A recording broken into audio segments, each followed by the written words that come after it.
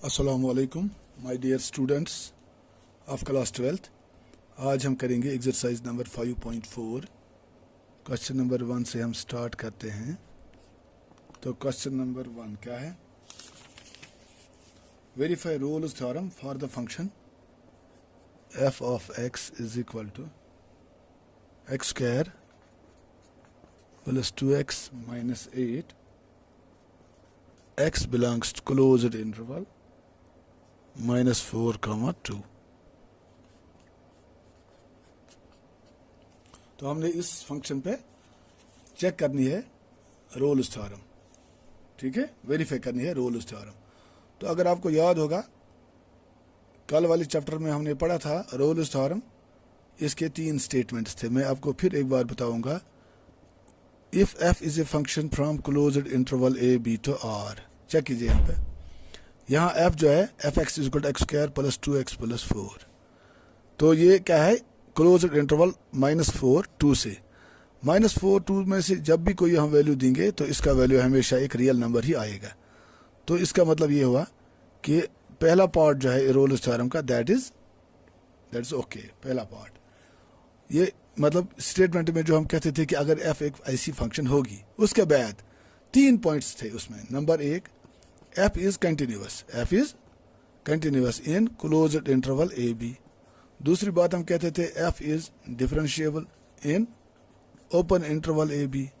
और तीसरी बात हम क्या कहते थे? If f a is equal to f b, then तब हम कह सकते थे there exist a c belongs to open interval a b such that f dash of c is equal to 0। ये 3 चीजें आप याद रखिएगा, 4 चीजें।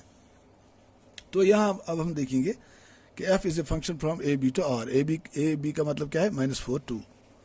अब हम इसके बाकी के 3 पॉइंट्स चेक करेंगे क्या वो इस पे अप्लाई होते हैं या नहीं होते हैं। तो हम लिखेंगे यहाँ पे पॉइंट नंबर 1। पॉइंट नंबर 1 में हम करेंगे कि ये फंक्शन जो है कंटिन्यूअस है। मैंने आपको कहा था कल वाले लेक्चर में कि कुछ फंक्शन फॉर ग्रांटेड हम लेते हैं, वो कंटिन्यूअस होती हैं। क्या?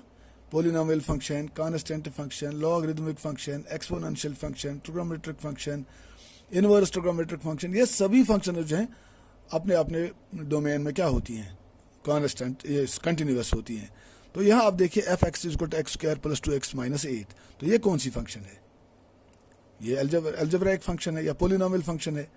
तो चूंकि हमें मालूम है कि हर एक पोलिनोमियल फंक्शन जो होती है वो क्या होती है?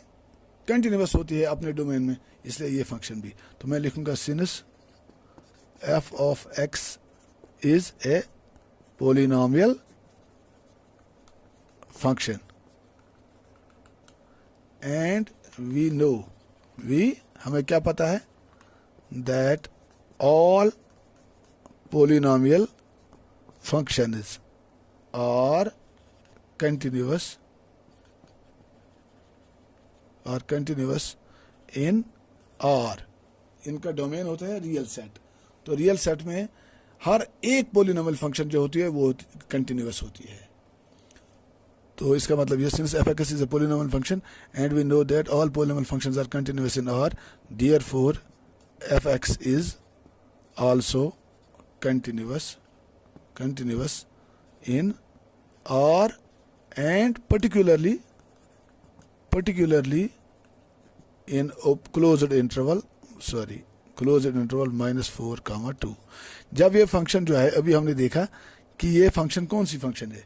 X square minus 2x plus 2x minus 8। ये एक पोलिनोमियल फंक्शन है।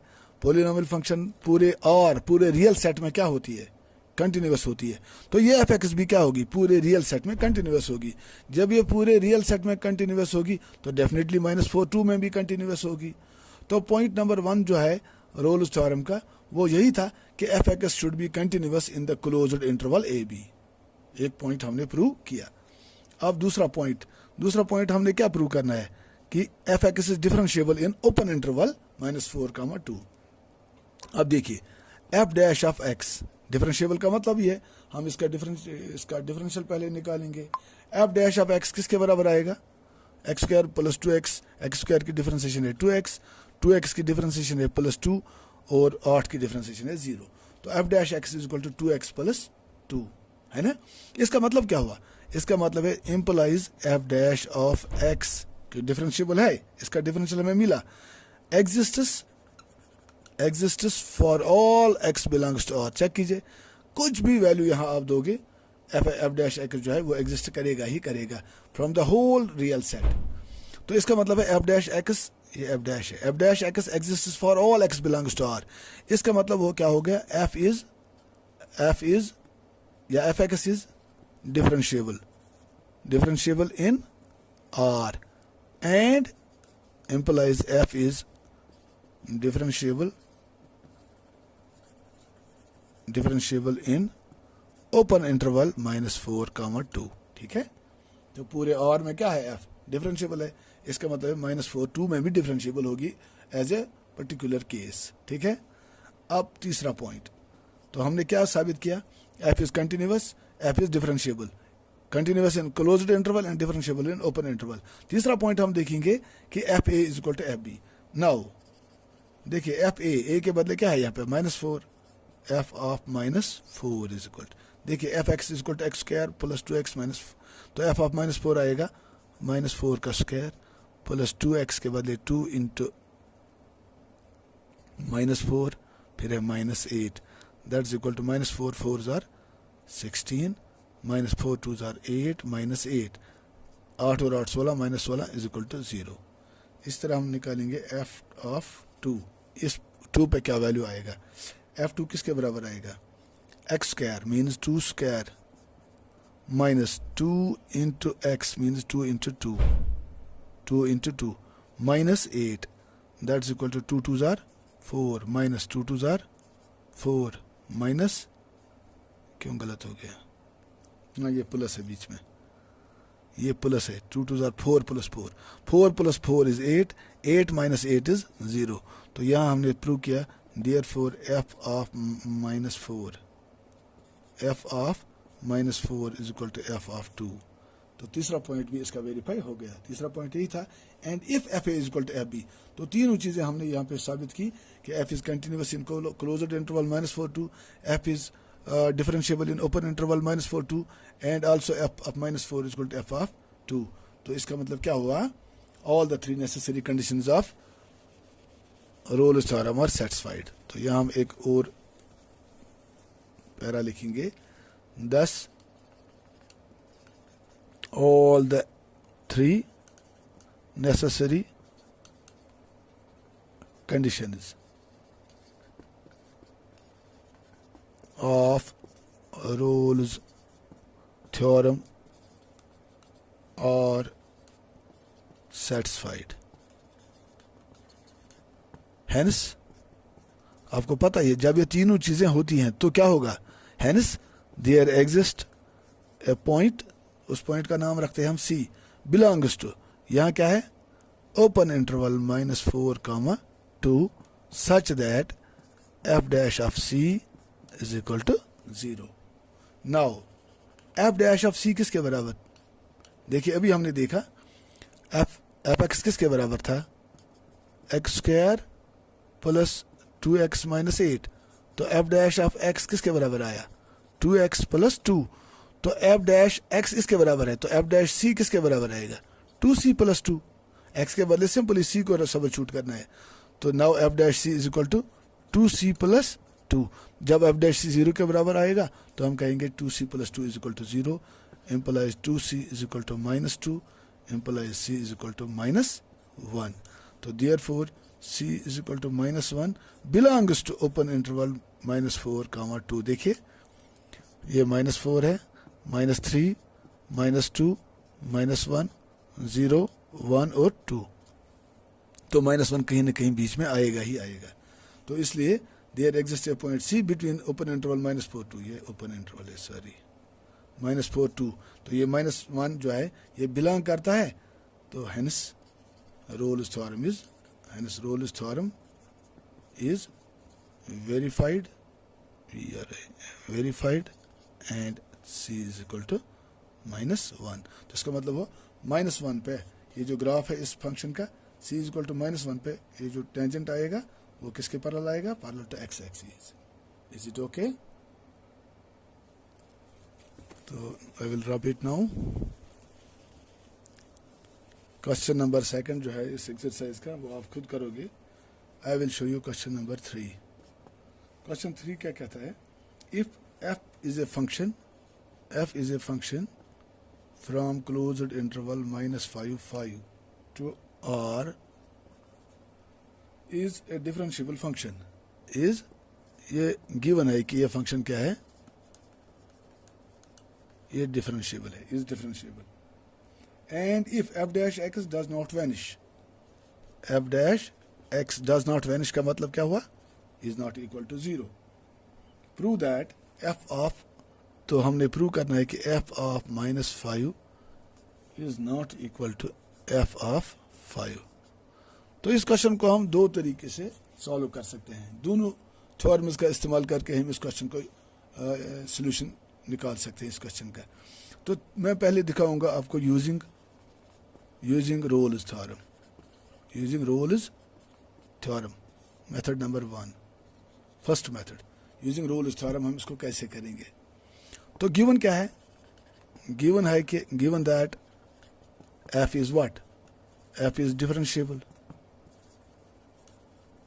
ये गिवन है. इसका मतलब क्या हुआ? Implies f is also continuous. आपको पता ही है क्यों? Because every differentiable function is continuous but every continuous function is not differentiable. इसका मतलब क्या हुआ? ये फंक्शन अगर यहाँ से यहाँ तक है, इसका मतलब ये कंटिन्यूअस है. ये डिफरेंशिएबल अगर ये है, हर एक पॉइंट पे हम इसका टेंजेंट ड्रॉ कर सकते हैं. इसका मतलब ये सीधी सी बात है कि ये फंक्शन जो है ये अपने डोमेन में क्या होगी? कंटिन्यूअस होगी. लेकिन अगर एक फंक्शन कंटिन्यूअस है, जैसे ये फंक्शन, ये कंटिन्यूअस फंक्शन है अपने डोमेन में यहाँ से यहाँ तक, लेकिन ये पॉइंट जो है इस पॉइंट पे ये डिफरेंशिएबल नहीं है, तो हम क्या कहते हैं कि every differentiable function is continuous but every continuous function is not differentiable. ये बात याद रखिएगा. तो हम क्या यहाँ हमने क्या लिखा यहाँ पे? Given that f is differentiable. Differentiability implies continuity. तो जब f इज डिफरेंशिएबल तो इसका मतलब क्या हुआ? f is also continuous. ठीक है, बिकॉज एवरी डिफरेंशिएबल फंक्शन, आप लिख सकते हो because every differentiable function is continuous. ठीक है. Now let f of -5 is equal to f of 5. ये हम सपोज करते हैं. कॉन्ट्राडिक्शन मेथड हम यूज करेंगे यहाँ पे. अब तीनों चीजें जो रोल्स थ्योरम की, मतलब तीन चीजें नेसेसरी कंडीशंस उसकी होती हैं, तीनों कंडीशंस यहाँ फुलफिल हो गई हैं. कौन कौन सी? Number 1, f is continuous in closed interval a b. Closed interval क्या हुआ है? -5 है.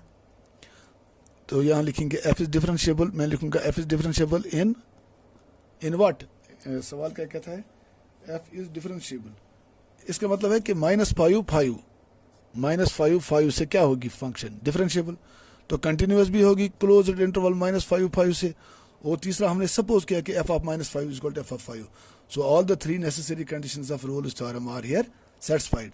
इसका मतलब क्या हुआ? इसका मतलब ये है कि then there exist a point c implies all the three necessary conditions of Rolle's theorem are satisfied. जब ये satisfy होती हैं, therefore there exists a point. कौन सा point? कुछ भी नाम उसका रखिए. A point C belongs to what? -5 such that f dash of C is equal to 0. है ना? जब ये तीन चीजें होती हैं तो f dash C किसके बराबर आएगा? 0. बट यहाँ क्या दिया हुआ है? दिया हुआ है कि f dash x is not equal to 0 implies f dash of C is not equal to 0. अभी हमने देखा जब f dash x 0 के बराबर नहीं है तो f dash C भी 0 के बराबर नहीं होगा. तो जब f dash C 0 के बराबर नहीं होगा, what does that mean? implies f dash C implies जो हमने सपोजिशन की थी, जो हमने कॉन्ट्राडिक्शन मेथड पहले ही हमने सपोज किया था, let f of -5 is equal to f of 5. ये तभी मुमकिन था ये, लेकिन लास्ट में हमें मिला कि f dash C is not equal to 0. इसलिए जो हमारी सपोजिशन थी वो रॉन्ग है. Hence implies our supposition is what? Is wrong. हमारी सपोजिशन रॉन्ग है. Therefore f of -5 is not equal to f of 5. ठीक है. सो यहाँ हमने यूज की कौन सी थ्योरम, यहाँ हमने यूज की क्या बोलते हैं इसका, रोल्स थ्योरम. अब मैं यही क्वेश्चन आपको दिखाऊंगा सेकंड मेथड से using Lagrange's mean value theorem. तो यह है method number 2 using Lagrange's mean value theorem. तो Lagrange's मीन वैल्यू थ्योरम में दो ही पॉइंट्स होते हैं. मैं लिखूंगा यहां since f is differentiable, f is differentiable in किस इंटरवल में, क्लोज्ड इंटरवल a -5 5 में है, तो मैं लिखूंगा -5 5 में भी ये डिफरेंशिएबल है ना. इम्प्लाइज f इज कंटिन्यूअस इन किस में कंटिन्यूअस होगी, क्लोज्ड इंटरवल -5 5 में. -5 5 एंड पॉइंट्स पे डेफिनेटली होगी कंटिन्यूअस. तो Lagrange's मीन वैल्यू थ्योरम के दो ही स्टेटमेंट्स थे. If f is continuous in closed interval ab, f is differentiable in open interval ab. Then by Lagrange's theorem, then मैं लिखूंगा then there exists a point c belongs to what, -5 5, such that क्या था उसका, f dash c is equal to f of b minus f of a divided by b minus a. तो b के बदले यहाँ -5 है और a के बदले क्या है, तो मैं लिखूंगा implies f dash of c is equal to f b के बदले f of b है 5 के बराबर, f of 5 minus f of a किसके बराबर, -5 divided by b means 5 minus into a -5, that is equal to f of 5 minus f of -5 divided by minus minus plus, 5 और 5 हो गए 10. तो क्रॉस मल्टीप्लाई कीजिए, implies 10 times f dash of c is equal to f of 5 minus f of -5. Is it okay? यहाँ तक आप समझ गए. But f dash of x is not equal to 0, because ये खुद कहते हैं कि f dash of x does not vanish. तो f dash x is not equal to 0 implies f dash of c is not equal to 0. Because when f dash x is equal to 0, f dash c is also 0. When f dash x is not equal to 0, f dash of c is not equal to 0. Implies 10 times f dash of c is not equal to 0. ये भी 0 के बराबर नहीं होगा, 10 times भी 0 के बराबर नहीं होगा. Implies देखिए 10 टाइम्स f dash c किसके बराबर है, f of 5 minus f of -5 is not equal to 0. तो implies f of 5 is not equal to f of -5. Hence proved. आप समझ गए? That's all. Okay, thank you. खुदा हाफिज.